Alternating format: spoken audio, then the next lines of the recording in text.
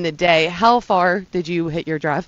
I actually hit it 312, which I was pretty shocked at for my 7:40 in the morning. I didn't think I had that in the tank, but I was pretty happy with it. 312 is pretty good, especially for how soft these conditions are, right? How do you expect this course? It's already a long course, but it's going to play even longer this week, right? Yeah, I was just saying that to my dad and my caddy, is that how hard I feel like it's going to play, because the fairways are really, really soft. The ball's not going to roll, but then they have sub-air on the green, so the greens are going to be really firm and fast. So it's basically we're going to be hitting long clubs in a firm green, so it should be interesting. What part of your game, when you come out here and just play 9, are you really focusing on? Is there a certain part, or is this just kind of part of your regular preparation? Yeah, I'm not out here, focused on one part of my game. I mean, if I'm working on some mechanic stuff, then maybe, just trying to visualize and get used to stuff like that. But really, it's just kind of coming out here and getting some lines off the tees and just, seeing how it is around the green, stuff like that. It is pretty wet right now, actually. All right, so do you mind if we follow you and just watch how you get ready here on the 10th hole? Yeah, absolutely. Yeah, let's just be really creepy and follow Justin Thomas around here. You said you're in the left green side bunker. Is that correct?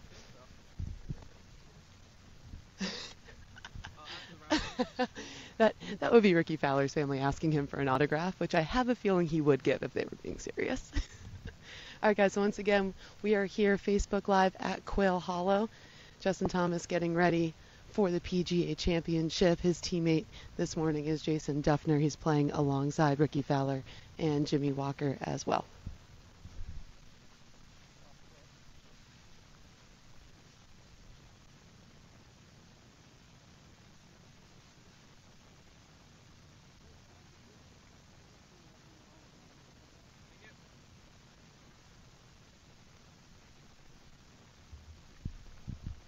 All right, guys, if you have any questions for us, let us know, and we'll try to get them asked for you.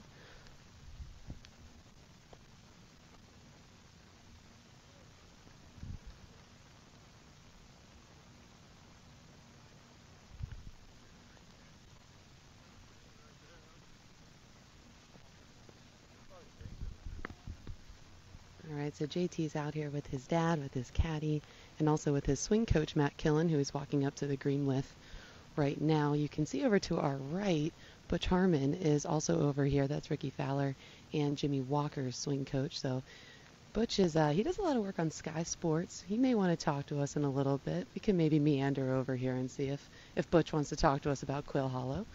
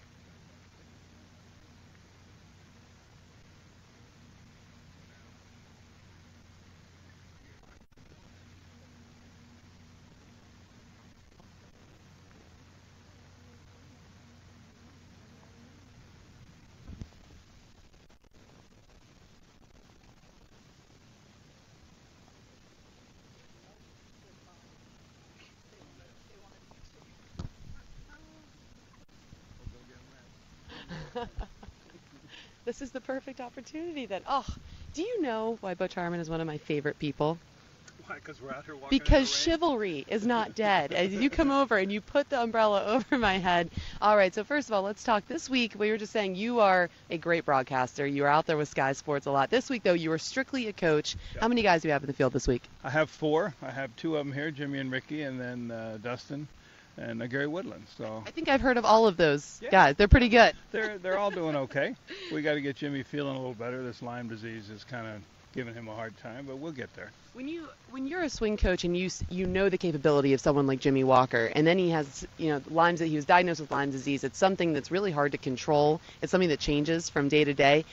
what do you feel like your role is in trying to keep him optimistic as a coach? Well, the difficulty is that he loses his strength and stamina, and it comes and goes. If you look at last week, he's leading by 2 shots after the first 2 rounds, playing beautifully, and then on Saturday comes out and it takes over, and he loses coordination and stuff, and then plays a bad front 9, then gets it back on the back 9. So it's a very strange, difficult disease, and he's dealing with it, has been dealing with it all year, and he's done the best job he could do. But it's frustrating for him, and for those of us around him on his team who care about him, it's frustrating for us to watch what he's going through. Yeah, it is. But like you said, he's had a great attitude towards it the whole time. And then you have a lot of big hitters in your stable. How advantageous is that going to be on a soft, long course like Quail Hollow? Well, I think if you can drive, if you're a long hitter like all 4 of my guys are, and you can drive it in the fairway, we better go. Yeah, I know. I'm watching here. We're going to walk and talk. Go ahead. And if you can drive it in the fairway here on this golf course, it's a huge advantage. That's the number 1 key on this course, is putting the ball in play. And if you're long, you can shorten it. But if you miss the fairways, and especially as wet as it's going to be now, this stuff is terrible. This rough is terrible. This Bermuda grass is terrible. Don't fall in the bunker. That could make for good Facebook Live, though. Just kidding. So that's kind of what we're dealing with. All right, so what's preparation like for a week like this? When we were just talking to Justin Thomas, it being the 4th major, it's not that it has a bad rap, I don't think. It's still a major championship, but guys have now had the whole season to really prepare, hone in on their games, get ready for this time of year. Does this feel any different from the rest of the majors of the year? The majors, you pretty much handle them all the same. You do your work before you get here. You know the courses we're going to play. Even though they've changed this course, the guys have been here, they pretty much know it. So you know what to prepare for. You know, we knew the weather was going to be bad. We can see that. So you prepare. And for my 4 guys, they all hit Jimmie's the only one that pretty much draws the ball. The others are all faders. So it's a little different scenario for him. But, you know, they've done it. That's what they do. That's their lives. Absolutely. And you got to feel good about someone like Rickie. He had his first ever career win here. I know there have been a couple changes to the course, but that doesn't change the good vibes that he probably has here. And the rest of the course is pretty much the same. What is it about this course that fits his game so well? Well, he drives the ball beautifully. He's one of the best drivers in the game. And for a little guy, he pounds it out there over 300 all the time. And so it's a good golf course for him. All players have courses that suit their eye, meaning the shop shapes that you hit. And this one suits his eye, and he likes it. So he's played well in all the majors, so let's hope they can get it going this week. Absolutely. All right, so we're going to walk over from the 10th to the 11th. How familiar are you with this course? What can you tell us about the 11th hole? I've been here numerous times. 11th hole is good. The start is 10 is a pretty easy 5-par that you can reach in 2. Yep. Then you got 11 and 12 are tight driving holes. That's the thing that. You duck under here? Yeah. Thank you. Thanks. This is literally inside the ropes access that we're bringing you here on Facebook Live. All right, so the guys just teed off on 11. They've redone this hole a little bit. There we go. Yep, they've redone this hole a little bit with the bunkers on the left. It's a little more of a pronounced dogleg than it used to be. It's a little more wide open than it was in the past. It was a little more of a tight driving hole. There's a little more room. You just got to avoid the bunkers. You make it sound so easy. Well, they do have their names on the bag. I mean, damn, that's what they're supposed to do, isn't it? Absolutely. All right. Is there anything else that really sticks out to you about this week that you think our viewers should maybe keep an eye on? Well, it's different grass. We're back down in the south again on Bermuda grass, and they've been playing on bent grass for quite a while now since they've been out of Florida. So it's a different grass. The rough is difficult because in Bermuda grass, the ball goes right to the bottom. And then as wet as it is, and the forecast is not good all week for rain, it's going to play really long. And you get in that rough out here on these long holes, because they've got some really long par 4s here. A few of them over 500 yards as par 4s. Right. And out of that rough, it's going to be hard. So driving is the key this week. Absolutely. All right, Butcher. I always love talking to you. Thank you so much for taking time to talk to us. And I'll let you go catch up with your group. And I'm going to go torture you a little bit later this week, okay? All right. Bye. It's good seeing you. All right, guys, stay with us here on Facebook Live. We are live at Quail Hollow inside the ropes. We are following along with the group of Justin Thomas, Rickie Fowler, Jimmie Walker, and Jason Dufner. So we are, as Justin Thomas told us a little bit earlier, on the 10th hole. He and Rickie kind of feel like the odd men out as the two that don't have major championships yet. Of course, Jimmie Walker winning the PGA championship and Jason Dufner as well. But Rickie Fowler has to feel good this week as he is a past winner here at Quail Hollow. This was the site of his very first PGA Tour win. You're going to hear a lot about these changes on the front 9 of this golf course. Holes 1 through 5 are pretty dramatically different. We're going to do a little bit more on that later in the week, but overall, it's still the same course. It's still a really good setup for someone like Rickie Fowler, so he has to be excited about that. And Justin Thomas, of course, setting records at the U.S. Open. I think he's hungry and ready to go, waiting for his first major championship as well. So we're going to stay along with these guys probably through the 11th hole, their second hole. They're only playing 9 this morning, and have them maybe talk us through it, or we'll just kind of lay back behind the scenes. But this is just some inside access for you as we see a couple of major champions and a couple of PGA Tour winners prepare for the final major of the year.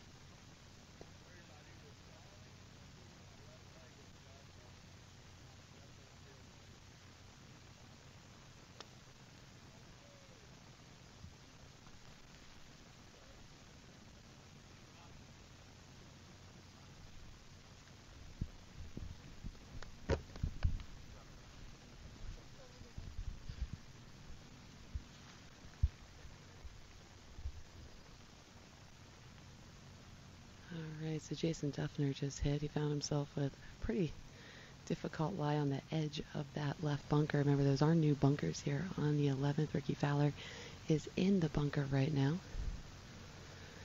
And for those of you that are just joining us, there is a friendly competitive match going on right now. Justin Thomas and Jason Dufner versus Rickie Fowler and Jimmie Walker.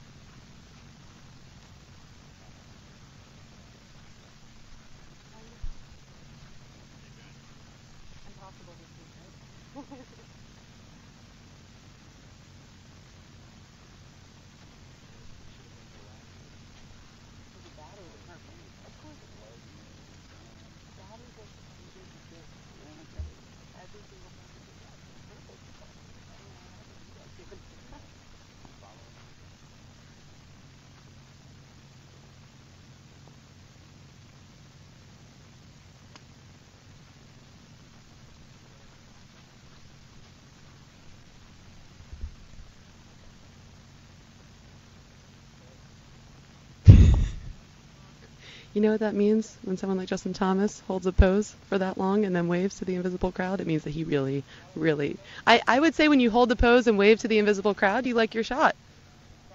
The crowd was going crazy. So again, if you guys have any questions for us as we walk up the 11th fairway, we are going to let these guys get back to work without us being paparazzi after this green. So get your questions in now. I feel like maybe we should talk about your wardrobe outfit. Are we going to be seeing a tie and cardigan this week? I don't know if Charlotte in August is exactly a good decision for my health to wear a long sleeve, a tie, and a cardigan. The British, I think that's maybe that or the Masters some years the only time I get away with it. But no cardigan and tie this week. I gotta tell you though, Billy Horschel, when I was walking on the range with him yesterday, people were still yelling at him about the octopus pants, which I feel like at some point gets a little bit tired. Are you worried that you're going to make a fashion statement so strong one day that it's all people are going to be able to talk about? Well, I mean, I posted my outfits for the week yesterday, and that's all anybody asked is where my tie and cardigan was. So, I mean, as long as they like it, I'm fine with it. But But yeah, I guess people just need something to talk about.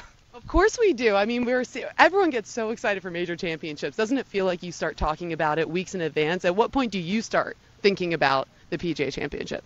I mean, you definitely are thinking about it after the British, but I mean, with Akron last week, I mean, it's a huge event, and that's just as close to a major as you can get. So I think, I mean, I'm trying to take it just one event at a time, so just worry about the next one. But I mean, the majors are always in the back of your mind at some point. So, but after this past weekend, it is definitely time to start thinking. How good is that preparation at Firestone Country Club, especially when you're coming to a major venue that demands that you be really long and accurate off the tee? Yeah, because it's probably the hardest driving course we'll play all year.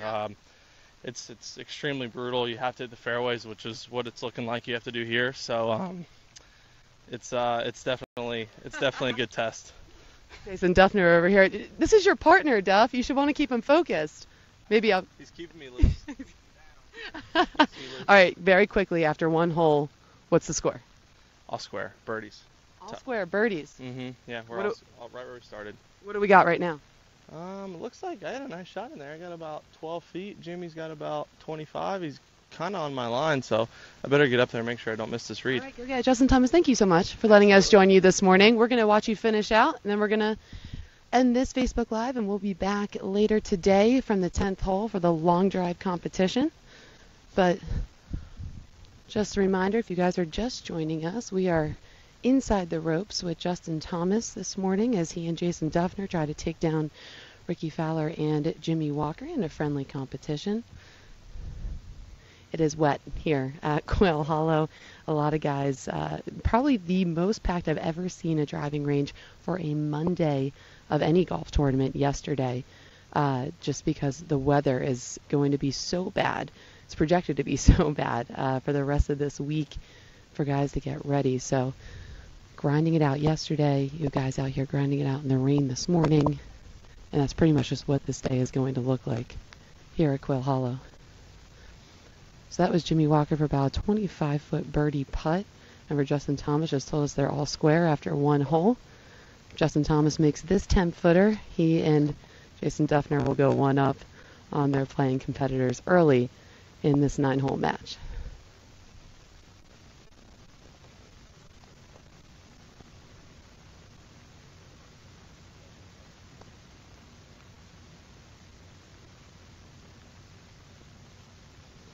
So you can see Justin's swing coach, Matt Killen, taking a video of Justin's swing here, and he will go back and show this to him later. Well, maybe they'll just talk about how great of a putt that was. But Matt Killen does help these guys with all of their swings and also their putting, as Justin Thomas thanks the crowd. Again, he's been thanking the invisible crowd a lot for his great shots here on the 11th hole. So Jimmie Walker's going to tap it for par here. It is pouring rain already here at Quail Hollow. It is not projected to stop for the rest of the day. So thank you so much for joining us inside the ropes here at Quail Hollow with Justin Thomas. We'll be back later today.